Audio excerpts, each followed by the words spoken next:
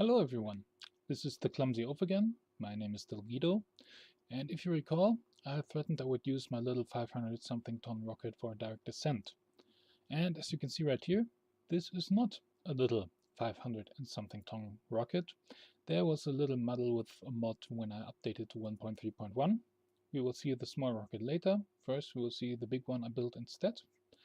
Two-seater, obviously, using a lot of high-ISP cryogenic engines. Now you will notice that I forgot to turn on the audio for the launch, so no lovely engine noise right now. I'm sorry.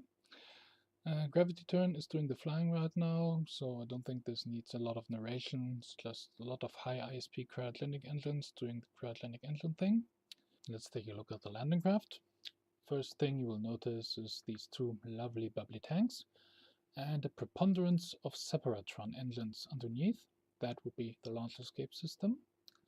The tanks are rotated 30 degrees in relation to each other because, as you can see, I've used radially mounted engines on the top tank and I wouldn't want those to burn holes into the bottom tank. The bottom tank is obviously attached to a decoupler but will not be left behind on the lunar surface. It will contribute to the ascent and then will be allowed to crash into the lunar surface. Well, this is just the flight to the moon. I think we've all seen that many times before. And retro and trajectories won't display unless I'm in time warp. Guess not how that's supposed to go. I'm just using up the last of the hydrogen from the third stage before getting rid of that.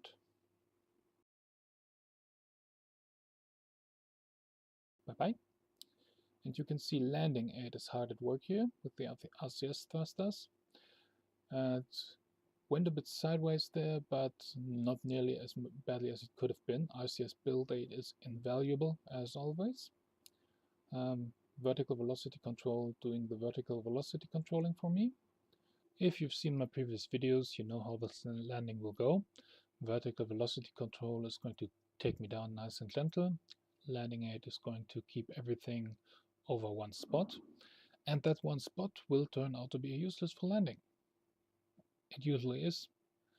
And let's have another look at the craft. Everything monopropellant, like the Pinskins did on their slightly more complex lunar mission.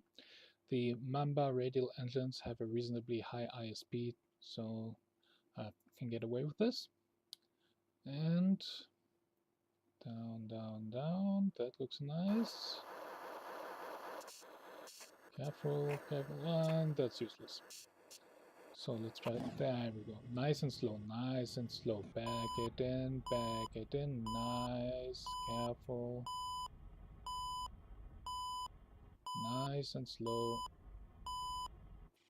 And boom, there we are. So, if you're going to the moon, you get to have an EVA.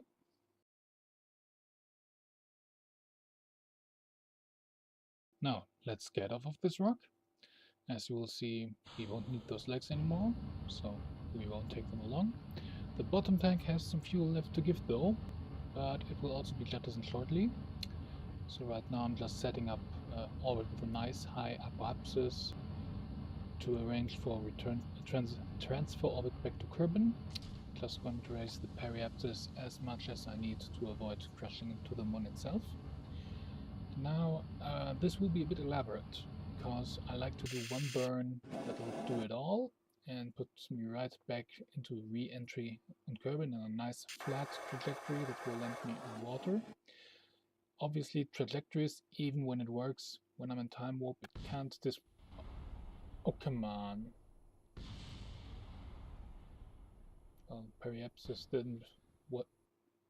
Well, screw you. Didn't raise the periapsis high enough. So once more with feeling. Like so. As I was explaining, As I was explaining, I like to do a single burn that'll do it all, puts me in a nice flat re-entry trajectory for a nice gentle deceleration and landing on water. Of course, trajectories, even when it works in time warp, can't show me that unless I'm already in the gravitational pull of Kerbin, or until I'm an orbit, or I've transferred to an orbit of Kerbin. And here we go, and here we don't go. As you can see, that would be an unpleasant landing. So I'm just going to be spitballing correction maneuvers here. Got plenty of delta V left and nice big reaction wheel, so that's not such a big deal when I'm still so far out. That looks much better. So let's get back to Kerbin. Let's do that time warp again. And now we can get rid of the ascent stage. And we got rid of that.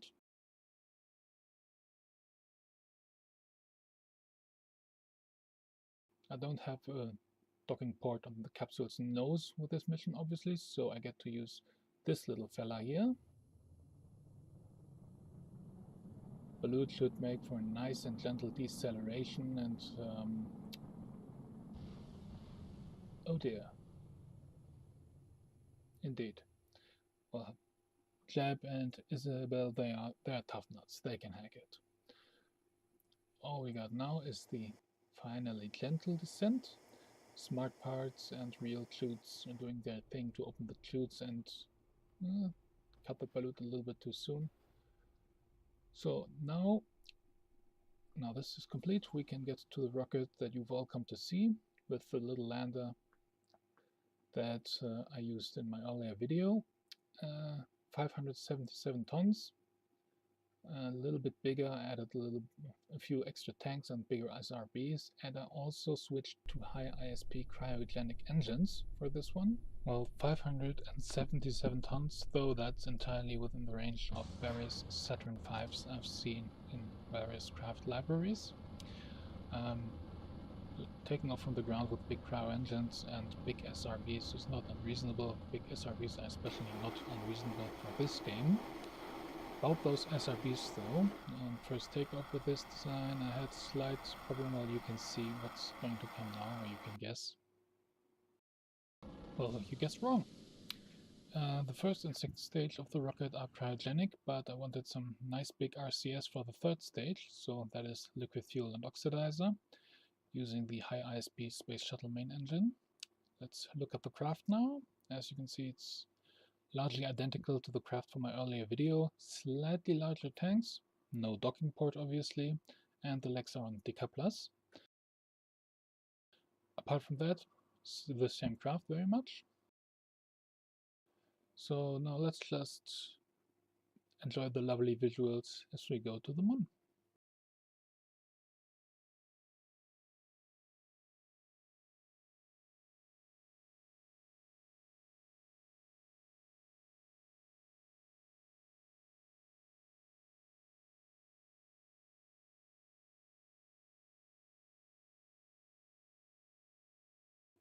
Oh yeah, that's the money shot. Now the usual stuff, again using very high orbit straight from gravity turn. So I'm just going to need a little correction to set up the transfer. Find that is fairly efficient. Now you may have noticed that the second stage is empty, but I'm not yet jettisoning it. The reason for that is I did it in an early attempt and it messed up my trajectory somewhat fierce, so I'm not doing it too early. The third stage, doing the retro obviously now, using it also for the vertical descent part of the landing, for part of it anyway. And I messed up the RCS thrusters, so I just had to correct a little bit there. And that's the third stage. Now let's find a nice and level landing spot. Bugger, that reversing noise is annoying, isn't it? Right. Jeb gets his second Lunar EVA of the day. Busy man.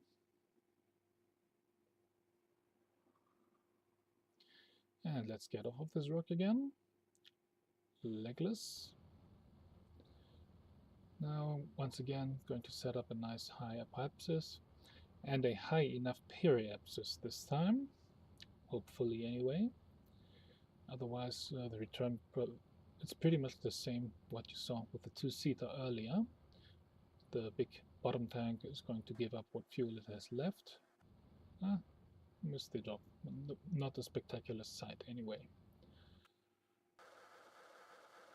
So, a little bit of maneuvering now.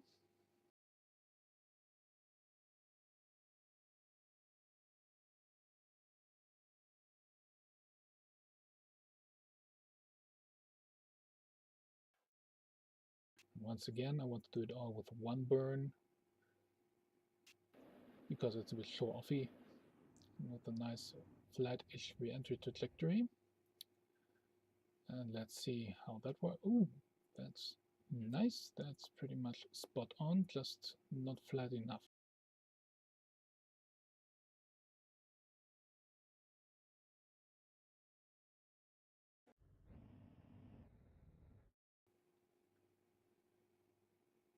So let's say goodbye to the ascent stage. As you will notice, no balloons this time either, so it should be a nice and gentle deceleration, seriously. The little grid fins are there because I don't trust reaction wheels alone on re-entry, not with the Hermes capsule anyway. That turned sideways on me once before. The grid fins give me plenty of control though, and those have a high temperature tolerance. I recommend them, and a tweak scale obviously.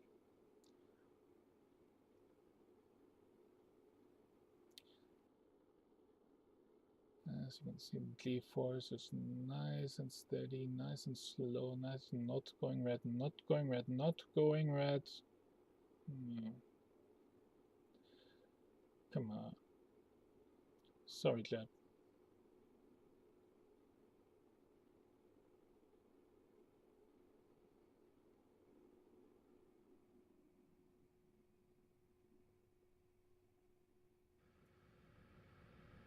So now once more, real clute is going to do the real clute thing. And there come the floats. And that's that. Thank you for watching. Comments, suggestions, questions, or taunts. The comment section is open for you. I'd much appreciate likes, subscribes, and shares, obviously. Thanks and bye.